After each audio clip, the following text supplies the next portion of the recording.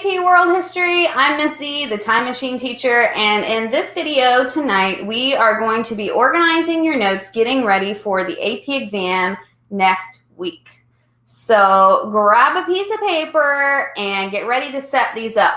Basically, we're going to do one page for each unit. Hey, Wan Ying, how's it going? Welcome in. We're just getting started here. As soon as you get here, just drop your name in the comments, maybe where you're from if you'd like to do that as well, and I'll definitely welcome you in. So hi Juan, hi Tammy, good to see you guys. Tonight we are going to make some one-pagers for each unit. So a one-pager is basically just like it sounds, one page of information for each unit. My hope is that you'll be able to use this for context as well as outside information. Hey, Carol. Hey, Luz. How's it going? So you have a couple of options here. If you would like to make a Google Doc and just type it, that would be fine. However, if you would rather write it, you can do that as well. I tend to like to have things that are written, especially since you're taking your exam online. It might be kind of difficult to flip back and forth with the same computer. If you have access to two computers, though, you could have it pulled up on another computer. When we're done with all of these one-pagers, you'll basically have a one-pager for each unit.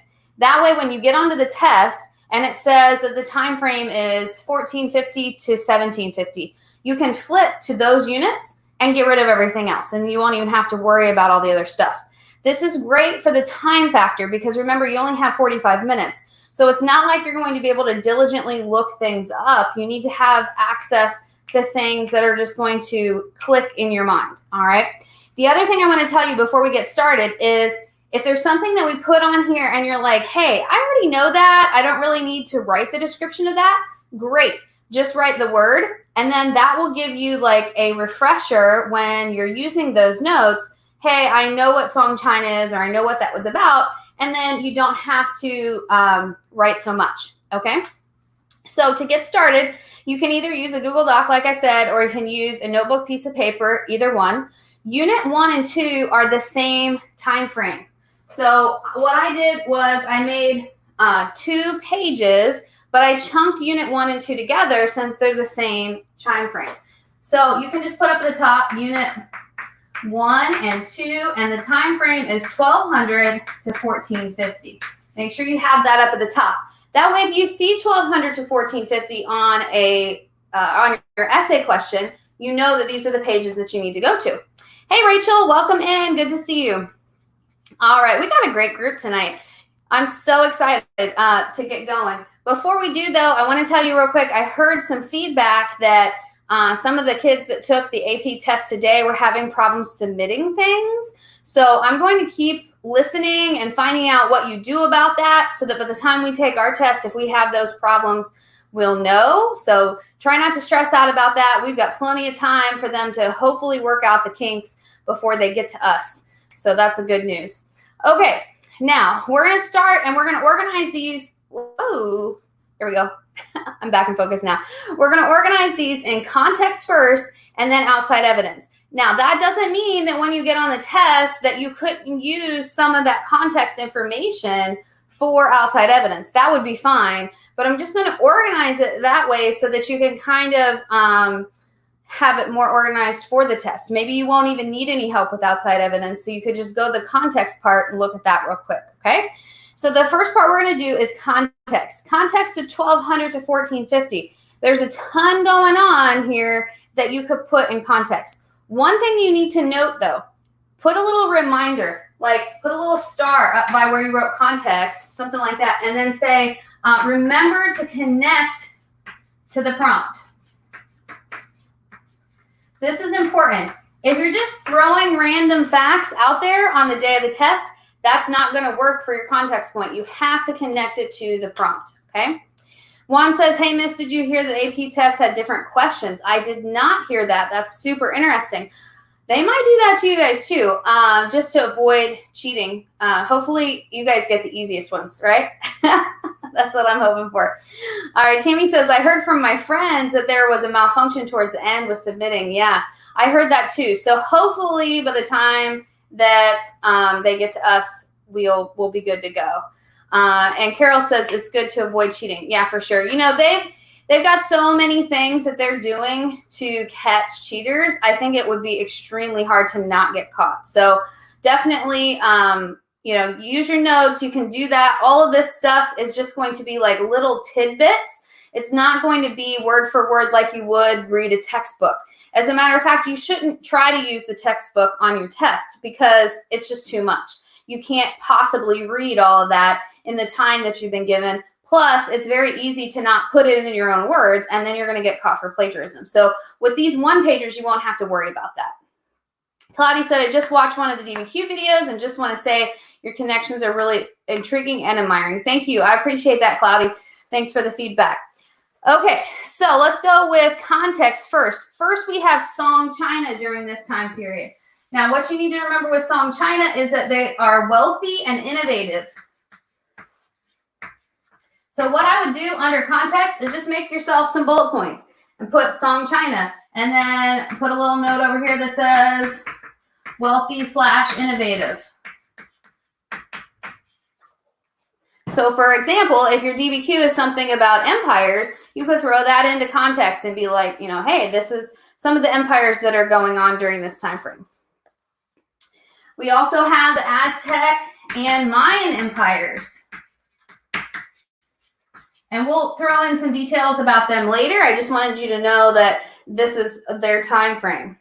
If you want to put in some details with them right here, though, you absolutely can.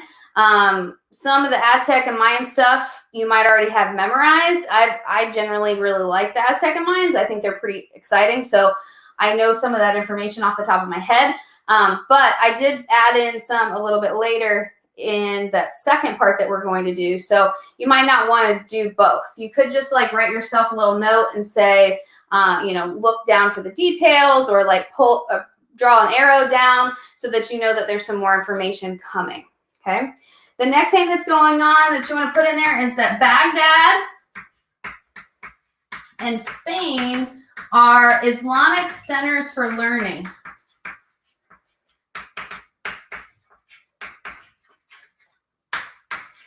During this time.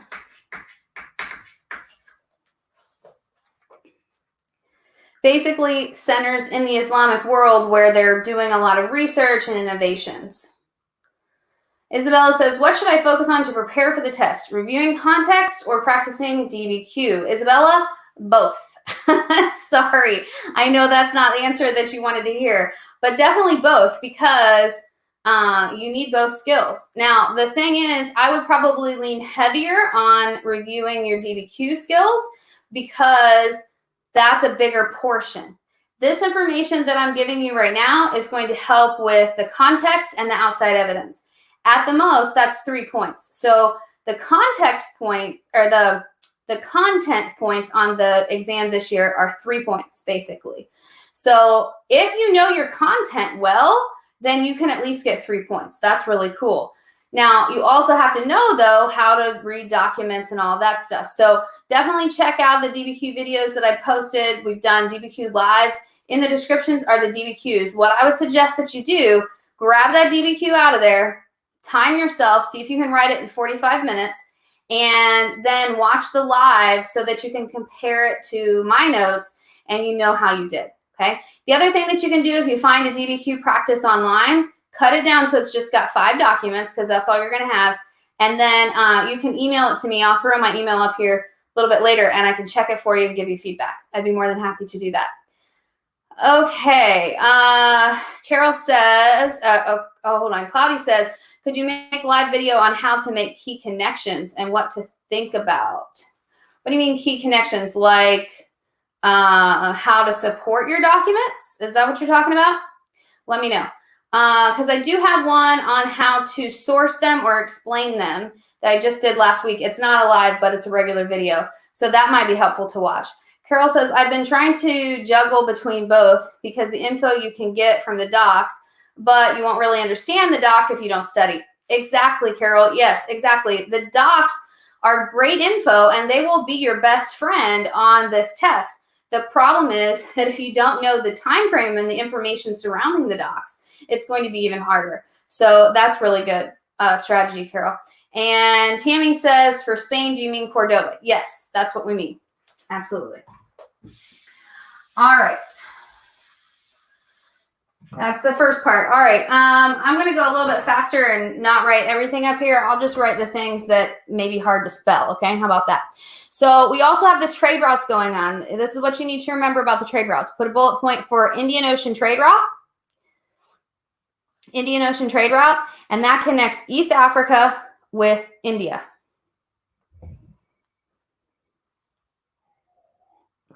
You're so welcome, Isabella. Anytime. I do have one more live DBQ that I'm going to do next week on the 19th. That will be over Unit 6, and that's coming up. So just FYI. All right, then we also have the Trans-Saharan trade route. This connects West Africa. And the major empires there are Mali and Ghana. Now, when you're writing this on your one-pager, don't put it in full sentences. Just throw it in there in bullet points. That way you have things that can just like spark your memory quickly.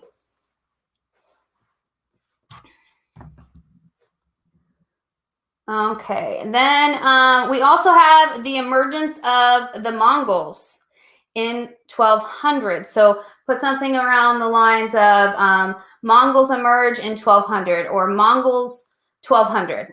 That'd be fine. You don't even need the word emerge. Just do it as simple as possible. Mongols 1200. Now, what they do is they conquer with siege weapons. That's how you spell that. I think it's, let me see if it's I. I think it's, where did I write it? There it is, I. Siege weapons, okay?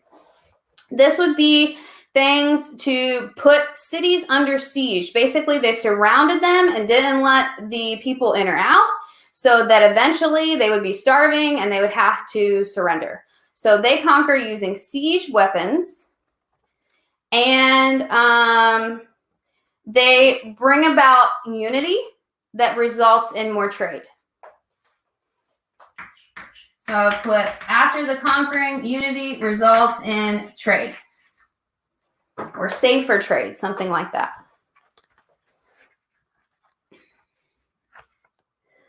Okay, also during this time, technological and commercial innovations. Technological and commercial innovations. Now, the way that these notes are going to be super helpful is to have examples with this. So here are some examples. You could say the camel saddle. That helps expand trade because without it, it's harder to ride a camel.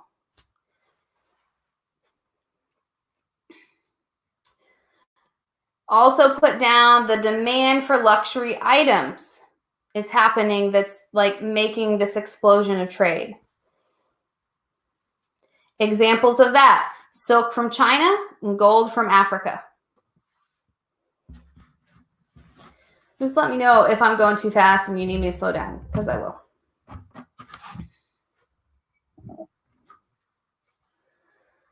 Okay, we also have what leads up to this trade, and that would be, or one event that leads up to that is the Holy Crusades happen. So put down this date, 1095 to the 1300s. 1095 to the 1300s. This is the Holy Crusades. Now, how does that have anything to do with trade? Well, what happens is the Europeans are leaving their area, some of them for the first time in their life. They're going to the Middle East. They're fighting the Muslims to try to win back the Holy Land. But when they go back to Europe, they take with them items that Europeans didn't even know existed. So that starts this demand, this want for these luxury items. So put down with Holy Crusades that it starts the demand for luxury items. Yes, Cloudy, you're right. Magnetic compass, the astrolabe, stirrups, all those can be examples of technological innovations that lead to trade. Very good. You guys are going to have astrolabe burned into your memory. like every time you go to a museum, you're going to be like, I know what an astrolabe is.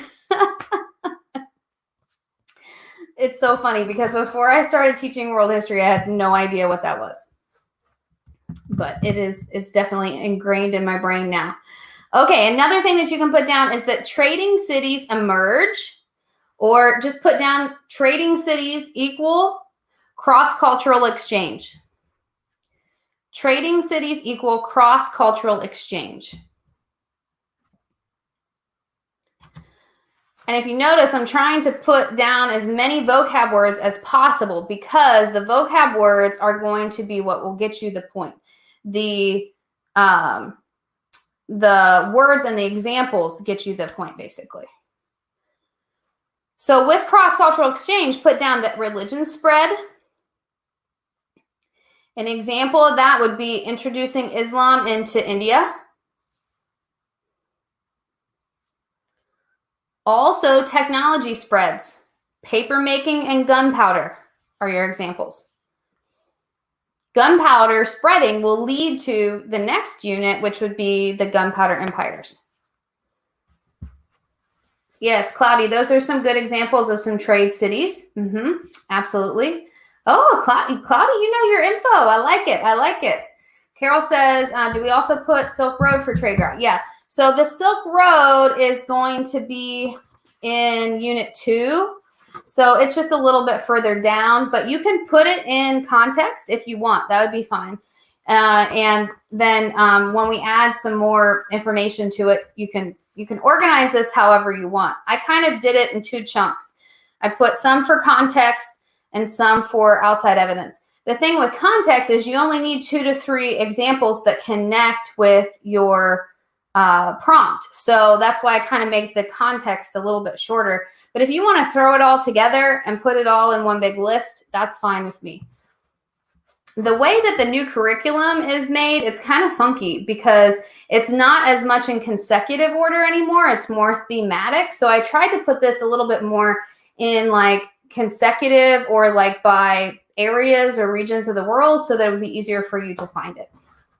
But if you take this information and you want to organize it to fit your needs, feel free.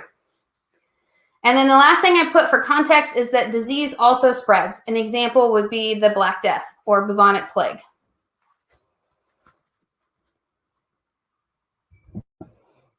So those are some things that you could talk about leading into 1200, 1450 for context.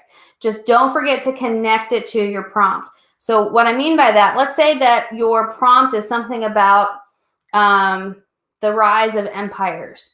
You could talk about Song China and the Aztec Empire, and then maybe throw in a little bit about trade routes, and then talk about how the trade routes drove the economy for these empires to rise, and then that could go into your thesis perhaps, okay? You need to make sure that you have some kind of transition sentence that connects that context, what you're talking about, to your thesis. All right, and then for some outside evidence, what I did is I organized it first by region. So I'm starting with China. And I put down civil service exams. That's going on during this time. So if you know what a civil service exam is, just write down civil service exam. And that will prompt your memory to, hey, I could possibly use this. But here's some things about civil service exam if you want to add to it. You could say that it didn't matter what social class you were in.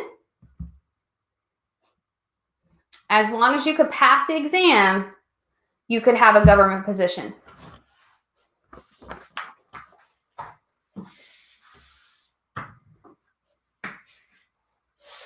One vocab word that you need to make sure and know is bureaucracy.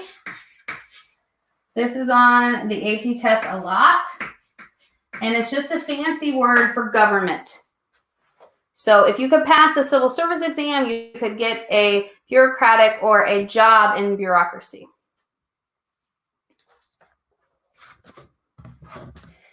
Yes, Cloudy, that is a great point. This is spurred on by Confucianism. So that's definitely something that you could put down about civil service exams. The idea is supported by Confucianism. And it also allows for social mobility, which is basically moving up in class ranks. Once again, if you know what social mobility means, then don't write the definition for that. Just put it down so that it sparks your brain and it gives you a little reminder, okay? Also going on in China at this time, the Grand Canal expands transportation. So I will put something down about that.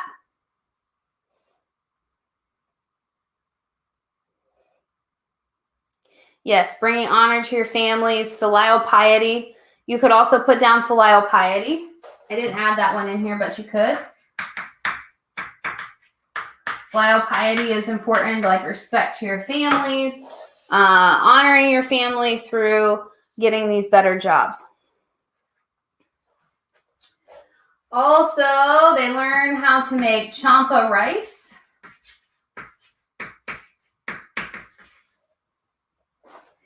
This improves agriculture because it's resistant to drought.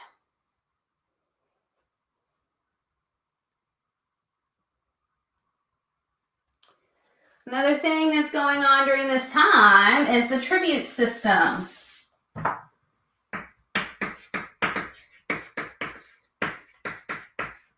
And this was used to control outside places to China. So you could say that outside countries or foreign countries would pay tribute to China in order to trade with them or in order to have a good relationship.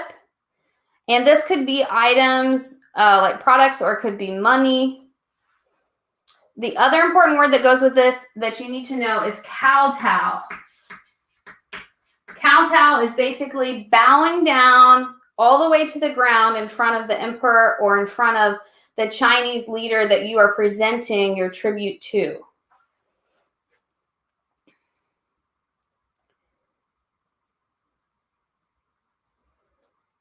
Claudia says, was the canal north to west or south to east? That's a good question. I think it was more east to west maybe, but I'm not positive about that. Google that and let us know, because I'm not sure. And I think when I saw a map of it once, it was kind of a little squiggly, you know, like kind of, yeah. Anyway, look up a map. That'll help you with that question. Sorry, I don't know. Okay, role of Chinese women. That's important to remember, women. So for women, they're mostly at home.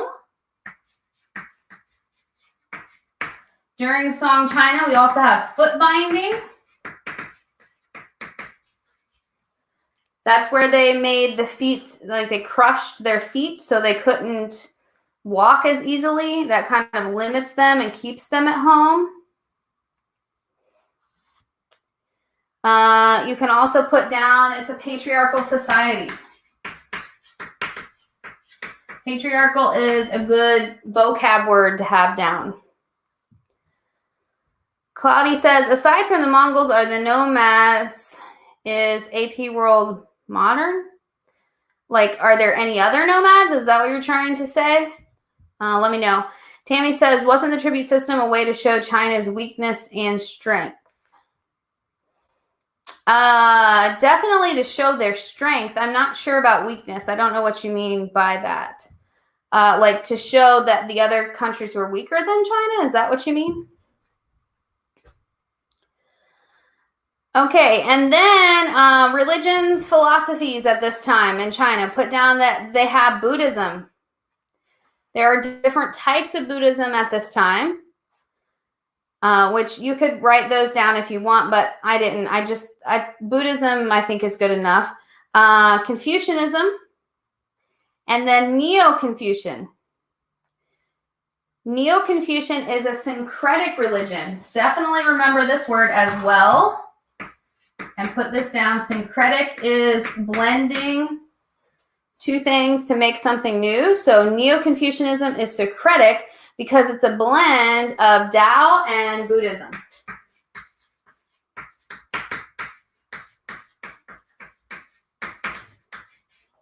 There you go. Well, I don't know, Cloudy. I mean, you could be. Oh, it is north to south. Okay, Rachel says north to south. Thank you, Rachel.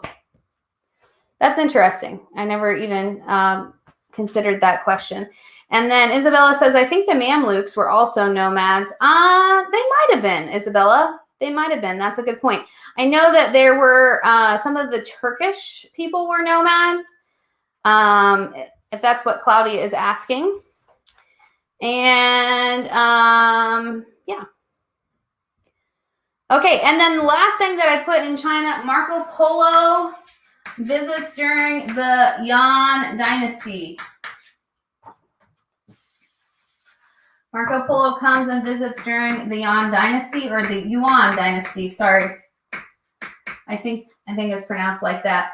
And then we've got Kublai Khan. He's ruler at that time.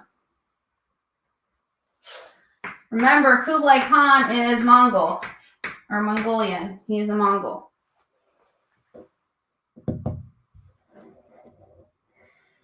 So this is during the time that China is ruled by outsiders. Well, one time during one dynasty. There are others too, but okay. So that's China. Now let's go to Japan. So I would just make a new section and write Japan. During this time, they have feudalism. This could be compared to European feudalism. So I would put feudalism and then right beside that in parentheses, European feudalism, so that you remember that they're both very similar. One of the similarities is that the Japanese feudalism has samurai, which are similar to the knights of Europe. Put down that the samurai follow the Bushido code. Samurai, I think that's how you spell it. And they follow Bushido code. And this is kind of like their honor code. This is comparable to the code of chivalry, which is the one that the knights follow in Europe.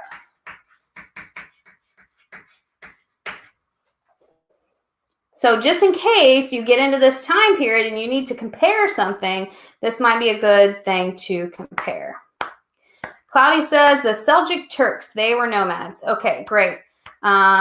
Decentralized. And Tammy says Bushido code. Oh, wow, we mentioned this at the same time. Yes, very good, Tammy. You got it. All right, so that's a little bit about Japan, just some highlights. Remember, these are just highlights. Yeah, Juan, you can put that down if you want. Now, if you already know that from your head, that there were the daimyo and the samurai and then the peasants underneath that, if you already know that, then don't write it down.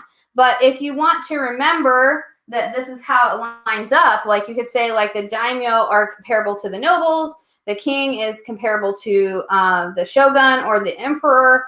That's fine. You can make this more detailed. I'm just making it very basic because it'll be easier to find information. Okay, but if you want to throw that on there, fine. That'd be great. Hey, Gary, how's it going? Good to see you. We're about halfway through with the first one, but you can always rewind later. All right. So the next region that we're going to talk about is Dar al-Islam. So this is basically the Islamic world. Here's how you spell it. During this time frame, we have the Abbasid Caliphate.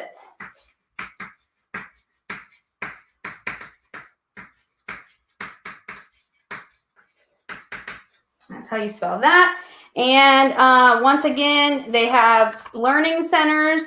You can also put down that Islamic world enjoy a more freedom or a higher status than Christian and Jewish women. Sorry, this chalk dust is getting to me. Okay, and then you can also put down that women could testify in court and they could initiate divorce.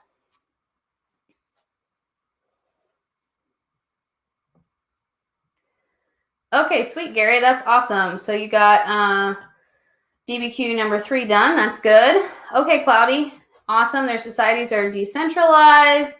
We got 1 Delhi Sultanate. Yep, you can put that down as well. House of Baghdad. That's good, Tammy. That would be one of the examples of the learning centers, or the House of Wisdom. Awesome.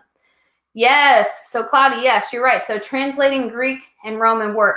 Now, all of this stuff, if you guys have this in your head and you are going to be able to pull that from your brain, then don't waste paper space, right? Don't even put it down. Just know that you have that.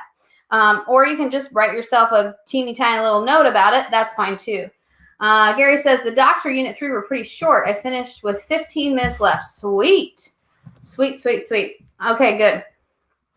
That's good. I'm wondering how the docs are going to be for you guys on the test. I don't know. Like, I don't know if they're going to be mean and give you long documents, or if they're going to be short. We'll see. All right. So India is the next place we're going to talk about. And we have this movement right here. I think it's Bhakti. I think that's how you say it, but I'm not sure about that. I can't remember now the pronunciation. But we have this movement in India. It was popular because it didn't discriminate against the low class or women. So that's an important thing to note about it. Doesn't discriminate against women or the lower class. And it focuses on developing an attachment to a deity. So like having a personal relationship with a deity versus rituals. So put down that it focuses on having a personal relationship with the deity versus rituals. Rachel, you're funny. College Board literally hates us. Well, I don't know. I think they definitely want to make it challenging, which I get it needs to be challenging, but sometimes it feels overwhelmingly challenging. Claudia says, I heard the docs are going to be short, but I'm not depending on that. Yeah, I mean, who really knows with the College Board? Who knows? And the Hosa Kingdoms, we'll come to that in just a minute, Juan. Okay, so that's important. That's what's going on in India. Americas, we have the Aztec and the Mayans. I told you I would give you a little bit more information about them. So Aztec, Mayans, also the Incas. I just narrowed it down to these 2 because chances are you probably aren't going to need all 3. So Aztec and Mayans, they both do human sacrifices where they rip out the heart. Ooh. Would not be good to be an enemy of the Aztec or the Mayans during this time frame. So put down human sacrifices for both of them. And you can also put down Mayans are inventors. They come up with a really unique number system. And you can also put down that they have complex writing.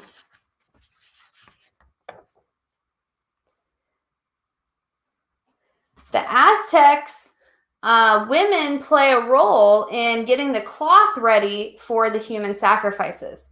So if there's something about women's rights, that might be a good tidbit to remember, that in the Aztec culture, women play a big role in getting that ready. Carol, you're funny. Yeah. The big billion-dollar company. Yeah, they're definitely making money off of you guys, which that's the part that I think is ridiculous. I mean, they got to make some money, right? But I think that they make quite a bit. But I don't know. I better not say it too loudly, because they might hear me. Okay. How much more challenging could they make this? Yeah, Gary, you're right. I mean, it is pretty challenging. I really wish that they would do something that would benefit you guys more for college, because, for example, you're never going to need to write a DBQ in college unless you're maybe going to school to be a historian. I mean, maybe. I don't even know if historians write DBQs. They definitely look more at the documents, though.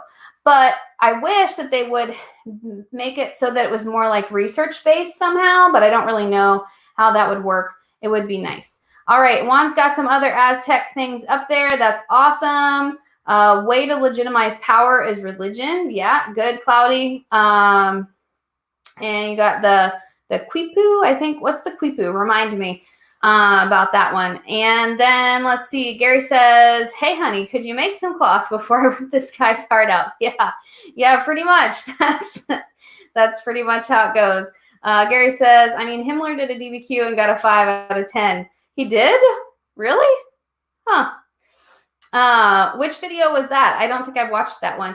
And Gary says, how is it even possible? Well, here's the thing. The College Board knows that they are asking a lot, for sure. They definitely know that. And they don't expect you to do, over and above, like, I guess I don't know how to word it. But, for example, when you guys do the multiple choice, there are 55 questions and you have 55 minutes. Like, that's legit 1 minute a question. They know that's not going to happen because you have documents that you have to read, right? So it's not possible. Tammy says, that just crushed my confidence. If you got a 5, what am I going to get? You'll be fine, Tammy. I've read some of your stuff. You'll be fine. As long as you get a couple, that's good. Rachel says, yes, he did. It was on Patreon. Oh, okay. All right. Yeah, I decided not to do Patreon. I don't want to charge you guys. I feel like this should be information to everyone. I want everybody to be on the same level. Just because you have the money to be able to pay for something, I don't want you to have more of an advantage than another student that doesn't have the money. So that's kind of why I don't do Patreon. But more power to him. I know he's got a really big following, so that's awesome. And he is a pretty funny guy. I like him. He's a good guy. Okay, Isabella says, I mean, they're making us do an exam during a pandemic. True, Isabella, true. Let's see. Yes, all of you are going to be fine. You've been studying. You're gonna be doing great. The quipo is to count the crops and stuff to communicate. Huh, I did not know that, Carol. You just taught me something new. Very cool. I will put that down so I can look further into it. Awesome. Oh, you're welcome, Rachel. No problem. I miss teaching in the classroom, so this is a nice, advantage of being at home right now. It gives me something to do. And Juan, you're so welcome. Tammy, thanks for the little heart. I like it. I have a student that was able to pay $5,000 for an SAT class. And of course, she's going to do better than someone who didn't take that class, right? And that's just so not fair because I wouldn't have been able to afford $5,000 when I was in high school. My parents wouldn't have been able to do that. So it gives you like more of an advantage just because you have money. It's like not fair, And even she thought it wasn't fair, but she did the class because, I mean, if you got the money, yeah, do the class because then you're going to get a better score. But it just like gives them the advantage right out the gate, All right, Juan says, thank you for making this free. And if not, I would not be able to pass. You're so welcome, Juan. I hope that you guys do really well. We might have to have like a after the test celebration so that you guys can, just celebrate. That'd be fun. Okay, let's get back to this. Luz, I don't know about the scale for the points yet. They haven't really come out and talked about that much. I know that there is, there's a possibility for 10 points, but I don't know how that lines up with the 1 through 5 score. So we'll get back to you on that one. You're so welcome, Gary. I appreciate your appreciation. Okay.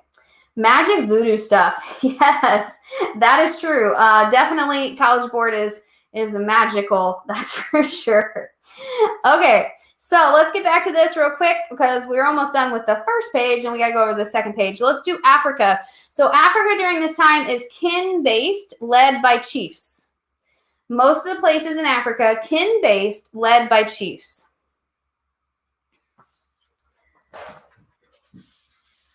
Another person that you can put down here is Aban Batuta. You should all remember him. He takes his journeys in the 1300s and keeps record of it.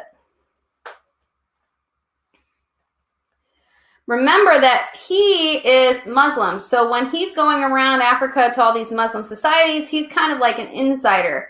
Whereas Marco Polo, when he goes to the Yuan dynasty, he is an outsider. So that would be a difference between those two.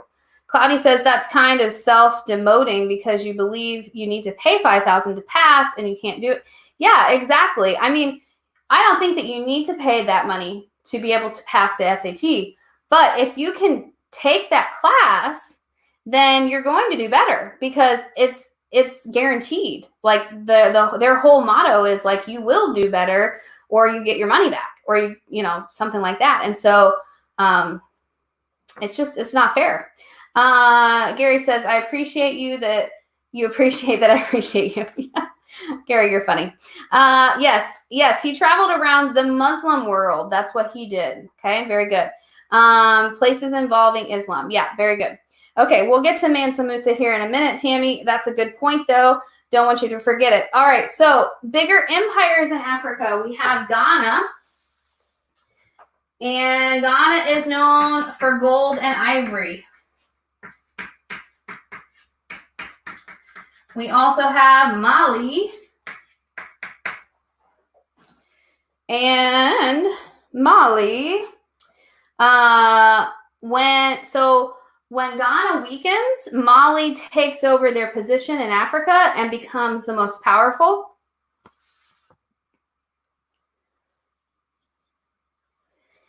An important place in Mali is Timbuktu.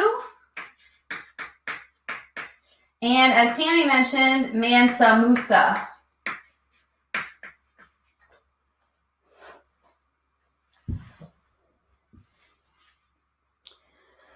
So let's see. Gary says he found Mali pretty weird. I remember that because women were allowed to have friends.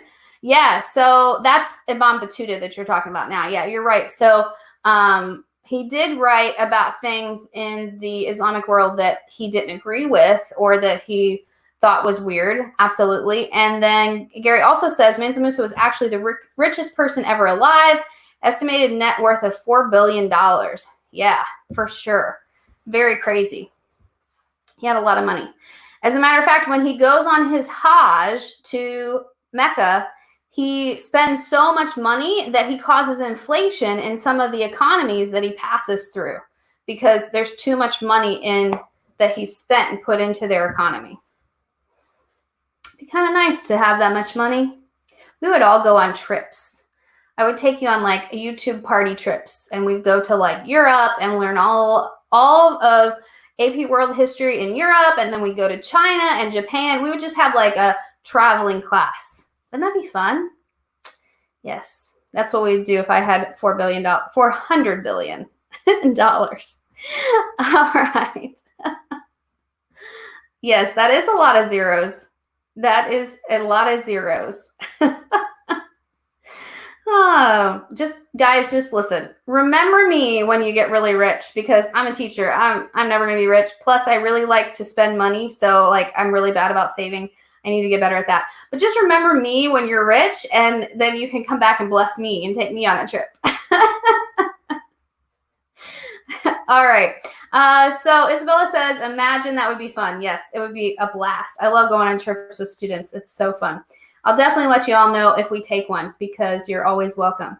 Tammy says, we can connect Mansa Musa's gold inflation with the silver inflation. Sure. Yeah, that would be a good connection. It depends on if it works with the DBQ, but if it goes with the topic of the DBQ, that would be a great complexity point there. Juan says, there is a song called Mansa Musa and it's catchy. Huh. Never heard it, Juan. I'll have to check it out. Okay, the other thing that you can put down, so this is all happening in like Western Africa. In Eastern Africa, we have Zimbabwe. So put down Zimbabwe. This is how you spell it. And Zimbabwe links with India through the Indian Ocean trade route. Something that's important there is the syncretic language Swahili. It's a blend of Arabic and Bantu.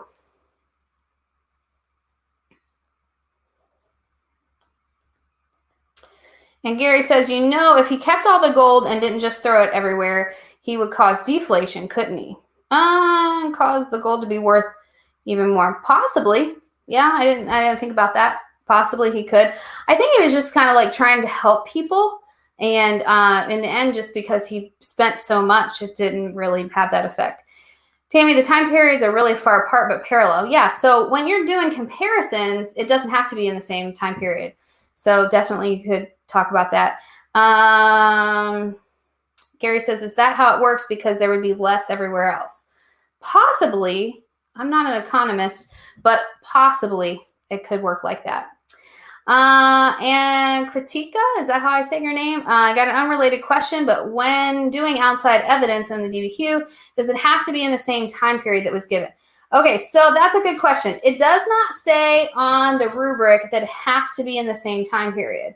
So I would say that as long as you can connect it to your prompt in some way, that it doesn't have to be in the same time period, but probably it's going to be in the same time period, because if like your topic or your thesis is about the Song Dynasty, it's going to be probably hard to connect something to that didn't happen in that area. You know, like think of outside evidence as extra information that's not in the document.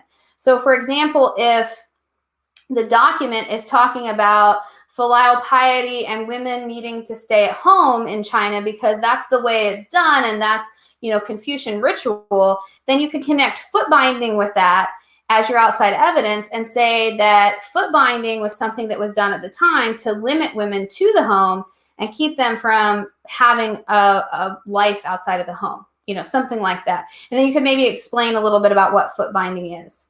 So that, I think, for the most part, outside evidence would be easiest to keep in the same time period. Tammy said, I was trying to make connections across time period. Yeah, very good, Tammy. Juan says Bantu and bananas. Yeah, so the Bantu are going to be a lot further back, but their movement and their migration with the bananas definitely can be felt in this time period. Cloudy says, if he kept it, he would eventually die, which would lead to war over inheritance distribution. Oh my God, really? You're funny. Okay. And then Juan says, what's the difference between outside evidence and historical context? And how can we make sentence starters? Okay. Hey, Fatty, welcome in. All right. So the difference between those, outside evidence is going to be just extra information that's not in the document. Okay. Historical context, or the context that you're going to write at the very beginning, is kind of like setting the stage for what your prompt is going to be talking about. So think about like a first chapter of a book for context, okay? Or if you've seen Star Wars, it's that first part of Star Wars that kind of sets the stage for what's about to happen.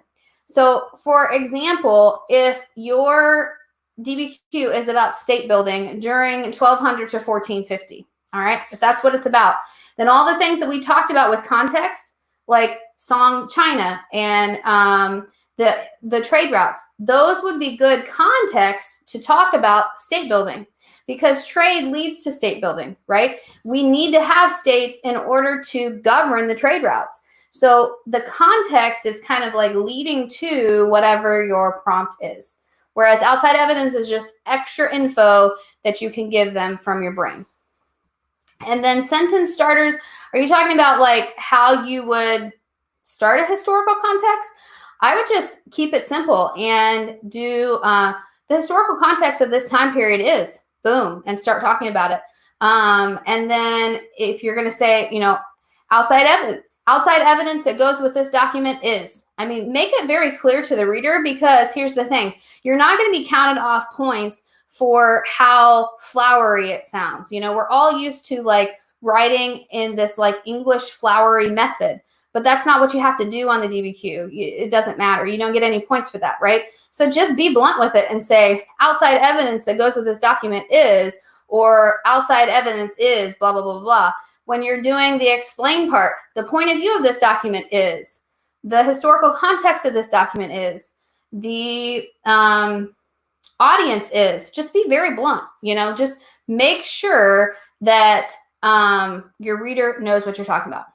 Tammy says, can it be small information? Like, for example, if a document was about the Portuguese taxing people, can we mention the cartaz and get outside information? You can, but you have to explain what that is. You can't just throw in a word. So like, you can't just say the Chinese believed in foot binding. That won't get you the outside evidence point. You have to explain what it is and why it's important in relation to that document. Wan Ying, we are still on outside evidence. Yes, yes, Wan Ying, we are. Sorry, we're kind of bouncing back and forth because the question was asking about context as well. But like I said, some of the stuff that we've got in outside evidence could work for context. It just depends on the prompt. And we really can't, tell that because we don't know what the prompt is yet. Gary says, I'm going to try that. Sorry, not Gary. Cloudy says, I'm going to try to do that. Okay, sounds good.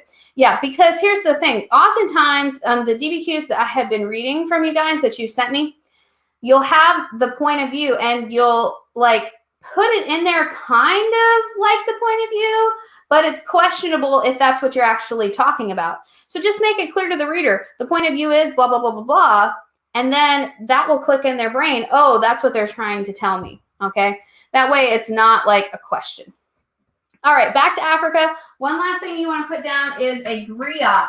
Remember this word? That is a vocab word that means a storyteller. So in Africa, they did mostly preserving their history through stories and through oral history by not writing it down, but telling it. So griots were in charge of that. They are the storytellers.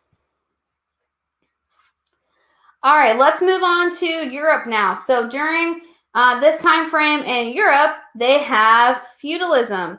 This was a political system. So put down feudalism equals political.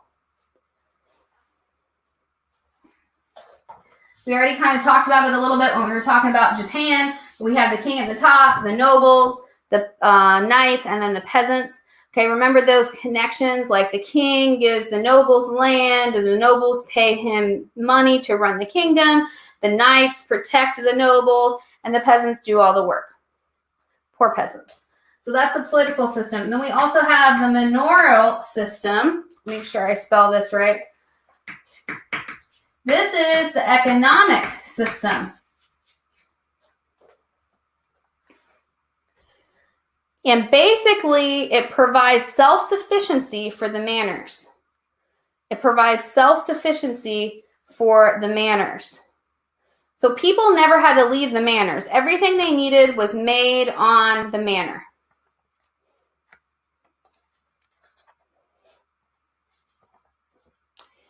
You can also put down that serfs are tied to the land.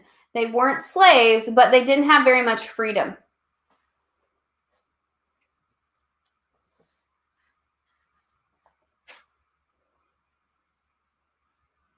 Wasn't it economical as well? You mean feudalism? Feudalism was more political. So that's how the government will be run. And then manorial is economic. Also, you can put down the three-field system.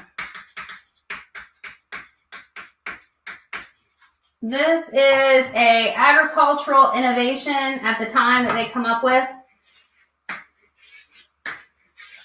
And basically, if you have 3 fields, one year you're going to plant this one, and you're going to let that one rest. And then the next year, you're going to rotate it, and you might plant these 2 and then let this one rest. And you're going to continue to do that. That way the soil isn't depleted from one of the fields.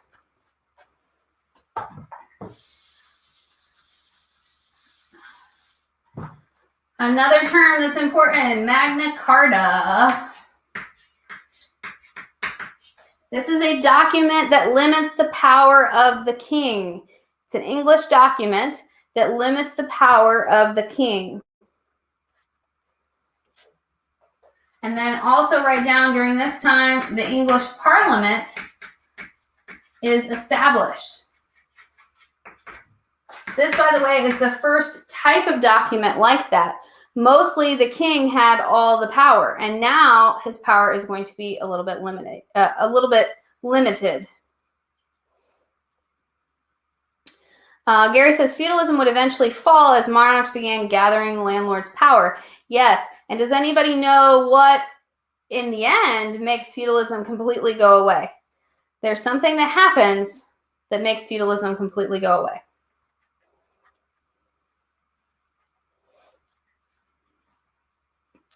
And then Kevin says, Magna Carta, go basic rights. Yeah, so Magna Carta is not the same as giving them complete control. The people didn't have complete control, but they did gain some control. Parliament was able to have some control over the king. Yes, scary. Black Death. Good job, Isabella and Luz. Yes, the Black Death. And Juan, good job. So that kills 1/3 of Europe, which we haven't gotten to yet, but you can put it down if you want. And it pretty much like just ends feudalism, because now there are less serfs, so they can demand more rights and more pay. Awesome, Gary. Yes, you read my mind, because there are less workers and people could ask for more money. Yes, that is right.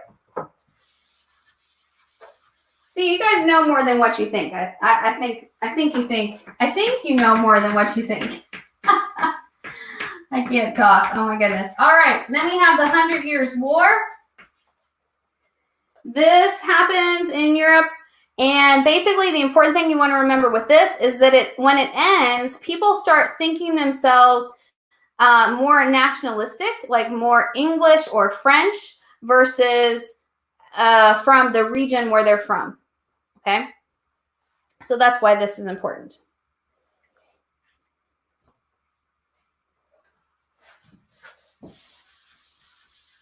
Anti-Semitism is going on during this time. Anti-Semitism, let me make sure I spell it right. And that is basically the hatred against the Jews. You might also hear anti-Semitic. All right, both of those are the same thing. And during this time, there were a lot of Jews kicked out of Europe because of anti-Semitism. Basically, Christians didn't like them because they killed Jesus, or they're blamed for killing Jesus. So Jews were kicked out. Mostly they go to Eastern Europe or wherever that they can go outside of the places that they have been kicked out. They are also blamed later on for the Black Death. And it's said that the Jews poisoned the wells. There were horrific events where they threw Jewish people into fires and burned them alive. Just crazy what people were thinking at that time. All right, women in Europe during this time. Put down that few of them are educated. Few of them are educated. What else? They didn't have very many rights. It's a patriarchal society. There were some who played a role in the church as nuns. So there were some like that did have like a little bit more responsibility because of that role. Yes, Gary, even back then too. Yep, it's been going on for a long, long time. Jews versus Christians. Yes, Juan, very much so. Carol says, I think the Spirit was before. What's Spirit? Wait, what are you talking about?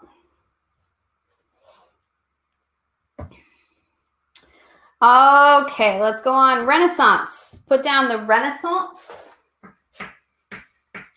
And this doesn't have a very big part in the curriculum, but I think it's important to note, just in case you need some good outside information. The important thing here is that because trade was so good, people, merchants especially, were making a lot of money. So they were able to use that money to commission art. And that's kind of what spurred on the Renaissance. Yes, the Ninja Turtles. I love the Ninja Turtles. So funny story, Juan, the Ninja Turtle soundtrack was my very first cassette tape. Okay. Now, back in the day, cassette tape was a big deal. When you got your cassette tapes, like it was really important. That was almost like, having, well, you guys don't even care about CDs now. It's all about, iTunes. So it'd be like having iTunes gift card. Okay. Like you were super cool. And I thought I was really cool because I had the Ninja Turtles soundtrack on cassette. It was great. And then, they had the little Walkmans. I think when I was like in 6th grade, I got one of the little Walkmans. They were about this big, and they connected with earphones so that you could listen to your cassette tapes. Yeah, I'm really aging myself. All right, Carol says, diaspora. Yeah, so the diaspora, that's a good to remember that too. Diaspora just basically means like a spreading out. And it can relate to the Jews. It can also relate to other communities that are away from their homeland. All right, but diaspora for the Jews was them spreading out from the Holy Land, because way, way, way far back in biblical times, God told them that the Holy Land was theirs and they were supposed to go in and kill everybody that was there. but they didn't do that. They coexisted with those people, and eventually those people kicked them out of the Holy Land. Then fast forward to this time frame, they're kind of on this diasporic journey around the world to like try to find a place to be because they don't have a homeland. So yeah, that's a good connection, Carol. And Isabella says, I still have CDs. Yes.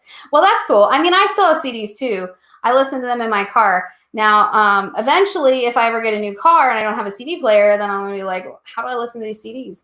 Because I love CDs. Like, I wish they wouldn't have went away. But, you know, records have made a huge comeback. And if you've been to Westside in my library, I have a record player. I love records. So maybe CDs will eventually make a comeback too. All right, we gotta keep going. You guys are just so much fun to talk to. It's easy to get off track. Okay, for Renaissance, put down Gutenberg printing press. This is super important. Gutenberg printing press. The reason that's important is because it increases literacy and it helps ideas spread. An example of one idea spreading was the Protestant Reformation.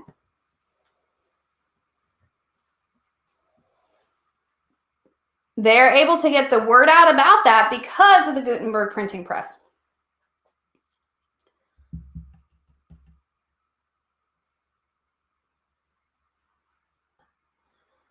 Okay, and then in humanism is another thing that you can put down that comes about during this time.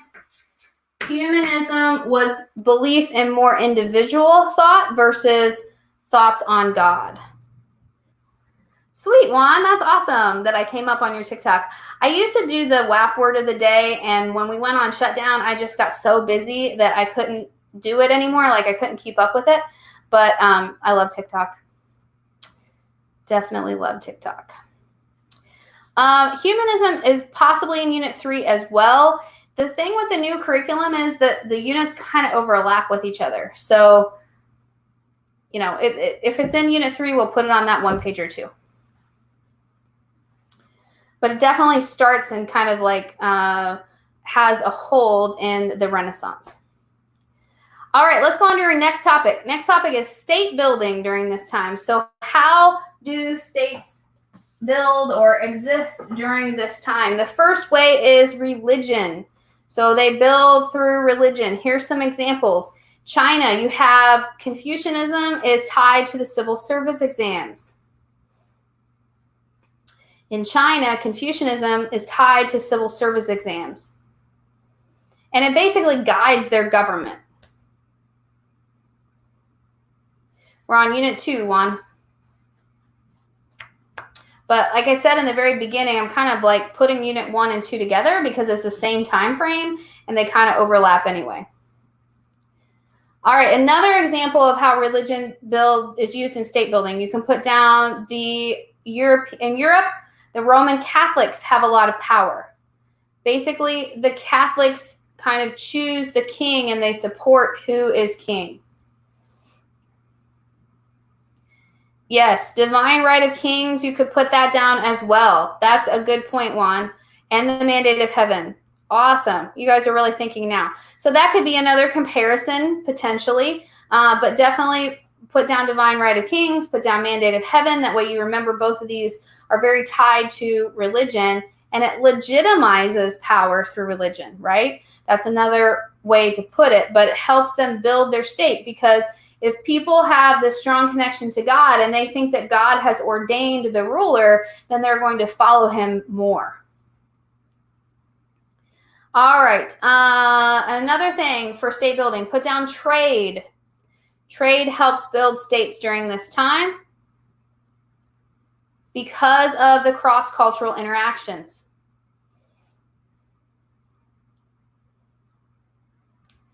Also, innovations happen and then like they spread through trade. So innovations spread through trade. Example would be champa rice, paper manufacturing.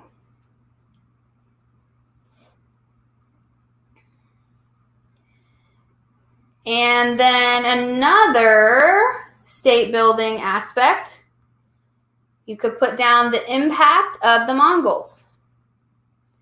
The impact of the Mongols. They provide political stability, which leads to trade. The impact of the Mongols, they provide political stability, which leads to trade. Yes, printing press could go with paper making. All of that increases literacy. Very good one. Okay, and then last but not least, we're going to put a little bit about the trade routes, and then we're going to be done with Unit 1 and 2. So trade routes, the first one is Silk Road. And one of the important cities that you can put down with that one is Samarkand. And this is one of the Center for Trading Goods. We also have this vocab word,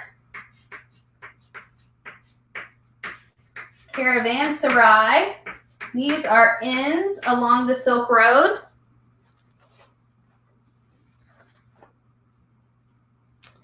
Malika, is that a trading city?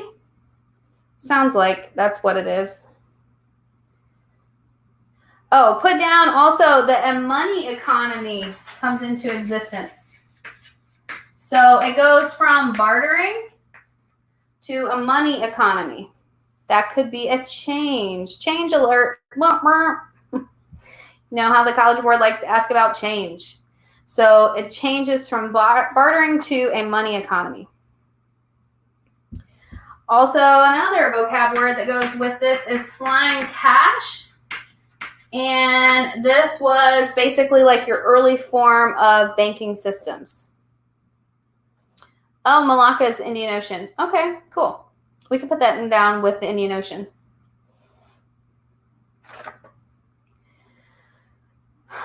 Okay. Okay. And then also with Silk Road, so a little bit more information about the Mongols, because the Mongols make the Silk Road safer. Remember this word, Pax Mongolica. That's basically like peaceful Mongolia.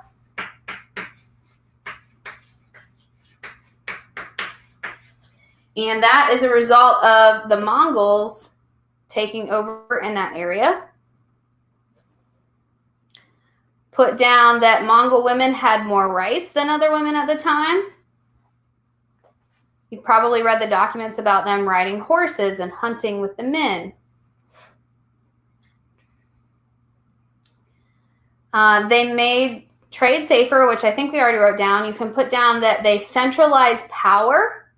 They centralized power, and many governments will continue that after the Mongols are no longer in power. So they centralized power. Many governments continue to use that.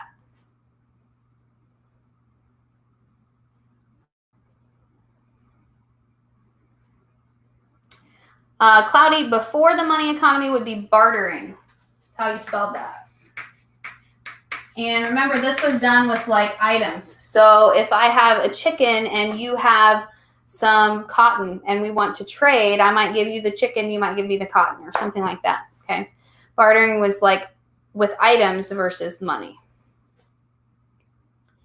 Yes, Genghis Khan was a beast. He's very interesting. I love reading about him because they're always finding like new information about him, and just like how like he was kind of like two people almost. Like he was a very fair ruler, but if you crossed him, he was going to conquer you. You know, if you didn't surrender, you were going to know that the Mongols were there and it was very fierce. But if you did surrender, he was often really good to people. So he's an interesting character for sure. All right. And then one last thing that you can put down with that is that the Europeans took some of the fighting techniques from the Mongols. Europeans took some of the fighting techniques. Remember, if you've seen a knight in shining armor, it's very clunky. It's very hard to like maneuver. The Mongols were much more efficient in the way that they fought. So the Europeans took some of their ideas and then put down the spread of the bubonic plague. That happened because of the Mongols. Kills 1/3 of Europe and ends feudalism. Spread of the bubonic plague kills 1/3 of Europe and ends feudalism. I have not watched the movie with the about the Mongols. Is it called The Mongols, Juan? Gary says, yeah, I'm confused on how a single person could take over nearly the whole Eastern Hemisphere. Well, he was very good at leadership, and he was very good at like promoting people who deserve to be promoted and respecting loyalty and just like building those relationships. An awesome leader. I think that has a lot to do with it. And then let's see. Cloudy says, that's what happens when you make a child mad. True. Yeah, he had a really rough childhood. That is true. Gary says they would freaking throw dead bodies at the gate. Yes. Yeah, I know. When I read that, I was like, what? And there was one, I think he might have been a Mamluk general, or maybe the ruler of the Abbasid Empire. I can't remember exactly which prince he was, but they rolled him in a carpet and like trampled him with horses. Ugh, that'd be a horrible way to die too. Gary says it's just open up the gates and say it's yours. Yeah, I would totally surrender. I'd be, and you know, that happened a lot where the Mongols, they were so terrifying coming in that people surrendered before the Mongols even got there because they were terrified. Juan says, how did the bubonic plague even start? It starts with rats and fleas. I'm not exactly sure all of the science behind it, but basically a lot of diseases come from animals. So this one was the rats, the fleas on rats. There's a YouTube video on it. It's a Lady Gaga parody of that. It's kind of funny. Juan says, and yes, it's called Mongols and it's free on YouTube. I'll have to check that out. Gary says, easiest, the scariest, but best ruler. Yeah, he definitely has two sides to him for sure.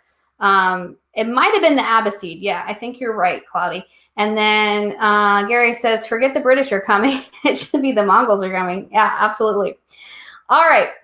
We have 3 more topics here. Let's go. Indian Ocean trade route. For that one, put down that the Indian Ocean trade route spreads Islam. Spreads Islam. One of the cities is Calicut.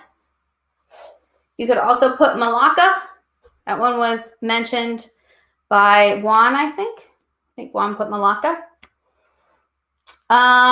This one is known for cotton and fabrics, and also spices. Example spices would be nutmeg and cinnamon. Those spices come from the Spice Islands, which are Malaysia and Indonesia.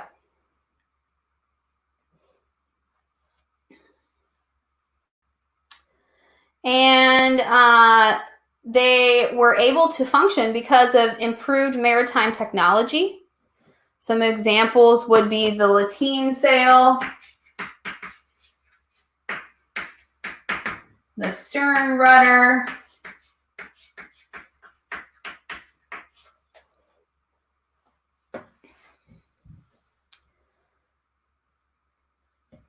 also, they are dependent on monsoon winds. So, like, here's India, here's Africa over here. The monsoon winds go in this direction for part of the year and go in that direction for the other part of the year.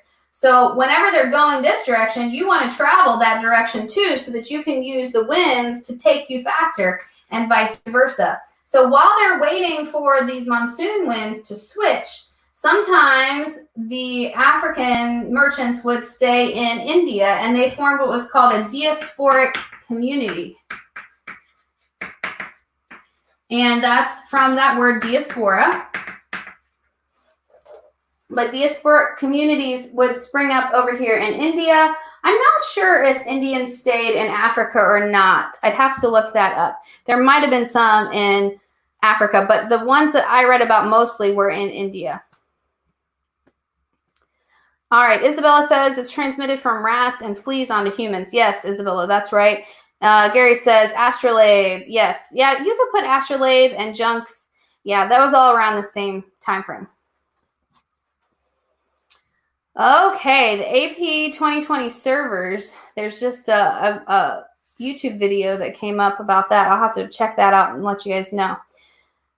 Okay, then Trans-Saharan trade route. So for Trans-Saharan, that's made possible with camel saddles. We already had that down somewhere. Mansa Musa is part of the Trans-Saharan. That's how he becomes so rich. You could put down that he takes a Hajj. This happens in the late 1400s. Oh, wait, sorry. No, his Hajj is before that. Then in the late 1400s, the Songhai Empire or Songhai Kingdom becomes the powerhouse. So late 1400s, we had the Songhai coming on the scene in Africa or in the trans-Saharan trade route. Remember, these trade routes are part of state building because there needs to be a government to run the trade routes and to collect taxes and help with the economy and all that stuff. Then we have one last topic, the social elements of the trade routes. So how trade routes change society. Put down that the demand for labor rises. The demand for labor rises. Because empires are doing large-scale projects. The demand for labor rises because empires are doing large-scale projects. Examples would be irrigation canals and military defenses.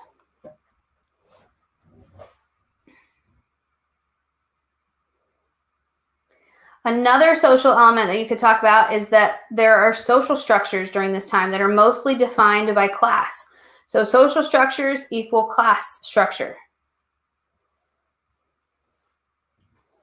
In most societies, there's very little social mobility at this time as well, but it depends on the society.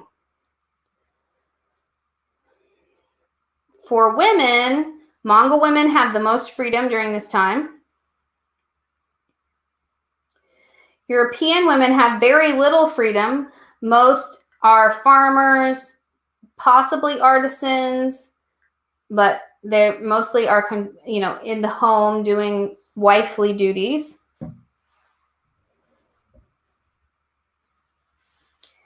Then in Southeast Asia, women work in the marketplaces.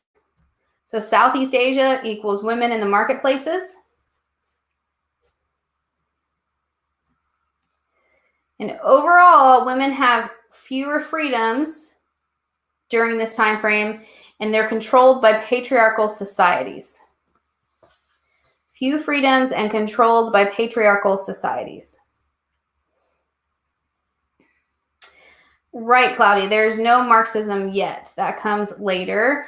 Tammy says Hindu caste system. Yes, so the caste system is like a class system. The caste system, though, is a little bit different because there's absolutely no social mobility. You're born into it, and it's very strict, but also tied to religion as well. Remember, though, that Buddhism and Islam are more about equality, and so that's why lower classes of Hindus or Indians will support that versus Hindu because it allows them to get out of that caste. Yes, Wani, housewives, yes. All right, guys, so that wraps up the first two one-pagers for Unit 1 and 2. Make sure that you have it titled at the top with the date, 1200 to 1400. A little gnat here or something. It's flying in front of my face. Anyway, and then if you get on the DBQ and that's your time frame, this is the information that you want to use to try to connect outside evidence, to try to connect with context. Now, if there's anything on there that you didn't remember or that you don't know enough about to write about it, look it up before the test, maybe add a little bit of notes. But for the most part, I wanted these to just be really quick that you could be like, oh yeah, that happened during this time period, or that happened during this time period. That way you can just grab information off of there. It might be more than one page, Juan. It depends. If you wrote it, then it's probably more than one page. But at least it's narrowed down from the notes that you've probably taken in class. You're so welcome, guys. Absolutely. I am more than happy to help you all. Don't forget, tomorrow I will be back at 7 to do Unit 3 and 4. Thursday, I will be back at 7 to do Unit 5 and 6. That is Central Time, so keep that in mind. And then on Friday, if you can join us at noon, on Friday, we are having this big blowout Jeopardy competition between my Westside kids, all of my adopted students, so that includes you guys, And one of my friends who I used to teach with, he's moved to a different school, Mr. Stopberg's class. Now, here's the thing. I want to beat his class, okay? I think that we can. I think we've got some Jeopardy champs in this group. So make sure that you meet up on YouTube. It will be live on YouTube, 12 p.m. on Friday. Don't miss the big Jeopardy competition. That will be over all 6 units. So it's going to be like a massive competition. And we got to beat Mr. Stopberg's kids. Like, we just have to. And it doesn't matter if you're not at my school. That's fine. It's including all my adopted YouTube people as well. So feel free to join in. That's okay, Cloudy. As long as you're a subscriber, you're my favorite. I appreciate all my subscribers. So yes, Isabella, let's win. Let's kick their butt. Gary says, we got Ethan, we got me, we got Sean, and we got all the rest. Now, don't forget Rachel. She's pretty good. Wan Ying, have you played Jeopardy? I can't remember if you've played or not. Yes, Carol, set your alarm so you don't forget. It'll be Friday at 12 p.m., so noon. It's going to be a lunchtime live because that's when Mr. Stopberg's class meets. And that was just the best time for West Side classes as well. So yes, all West Side classes, all my YouTube people, you guys are all welcome. If you're listening right now, you're welcome. Okay. And make sure you bring your fast internet. Rachel says, Gary, with I can't say that live, Rachel. How would you forget me? Yes. Considering, Rachel, that your team won today and kicked Gary's butt in the final Jeopardy, then I think that's why he's a little salty. Anyway, okay, Wan Ying says she's watched. All right, Wan Ying, make sure and join us. That would be super fun to have you in there. And Gary says she cheated, only answered half the question. No, that is not true. She answered the question. All right, now listen, Gary and Rachel, you got to get along because you're going to be on the same team on Friday. Yes, Isabella, get your fastest internet possible. All right, guys, thank you so much for tuning in. I have had such a great time with you all tonight. Like, this has been so much fun. I wish we were all together in the same class. That would be a lot of fun. I think we'd have some real class clowns in this group. Juan says he's on Rachel's team. Yes, that's true. You were on that team, Juan. And, you know, you guys were like neck and neck the whole game until it got to Final Jeopardy. So anyway, Wan Ying, yes, join in. Everybody who is listening right now, anybody who is a subscriber or a West Side student, join the fun. Because here's the thing. I have a bunch of adopted students now, and I love it. I even have one student who's in China. How cool is that? Like, time machine teacher, international. Woohoo! So anyway, I love having you guys. You all are welcome. You don't have to be in my actual class. All right. So anyway, I hate to wrap up the fun because, I mean, we've had such a great time tonight. I know that I have had a good time geeking out and talking about history. I hope you guys have had a good time too. Carol, you're from Florida? All right, good. I like to have some Floridian students because I love Florida. The beach is so much better than the one here in Houston. So I might be coming to visit you. I love Florida, man. It's so great. I was thinking about going there this summer, but with everything with the virus, I don't know. We'll see. And Cali students, yes, Juan. You know, there is a beach in California that I really want to go to, and it's all sea glass. Have you ever heard of it? I can't remember what it maybe Fort Bragg's, maybe. But if you type in like sea glass beach in California, it will come up. Totally want to go there. Totally. It's on my list. Cloudy is from Atlanta. All right. ATL. Okay. All right. You guys are pretty much opened up now. You guys are off quarantine, right? So be careful over there in Atlanta. And Cali has that minus the hurricanes. Yeah. Well, we have hurricanes here too. You know, just about every place that you live that's close to the coast, you're going to have that problem. Yes, I still love West Side. Of course, Wan Ying. Of course. I still love West Side. Of course. But, you know, I got to be all-inclusive now. And, you know, I love all you guys. Wan, you'll have to look it up. Just, like, look up Sea Glass Beach in California and see if you're close to it. I think it might be, like, 3 or 4 hours from LA. I'm pretty sure that's where you're at. Anyway, maybe we'll have to have, like, a time machine convention. And we could all get together. It'd be kind of cool to like see you guys in person because, you know, like Some of you that I don't know, I have like a picture in my head of what I think you look like. And you know how that always happens. You have like a picture in your head of what the person is or who the person is, and then you see them and you're like, that's not you. That's not you. That's not what you look like. That happens to me all the time. Like you listen to somebody on the radio and then you see their picture and it's like, no, not the same person. Yes, Gary, you are pretty close to the coast. Hurricanes, the forbidden word in Florida. Yeah, that's so true, Carol. Is California hurricane proof? I'm in Santa Monica. Okay, Juan, Santa Monica. Ooh, I bet it's lovely there. I have never been to Santa Monica, but I've heard that it's lovely. Yes.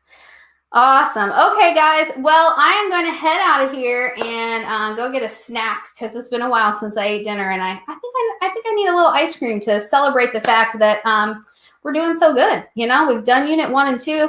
Tomorrow we'll do 3 and 4, and we'll just keep going. So I'm proud of you all. You're doing a super great job. Let me drop my email in here just real quick in case you do a DBQ practice and you want me to look over it. I would be more than happy to do that for you. Sometimes it takes a day or two, but I'd be more than happy to do that. Here's my email for you. If you want to just send it to me, I will read over it, give you some feedback, put it in a Google Doc or a Word doc, and then I can just put the comments right in. All right, Isabella, you have a great night. All of you have a great night. It was so awesome to see you guys, and I will see you back here tomorrow at 7 Central to go over Unit 3 and 4. Bye.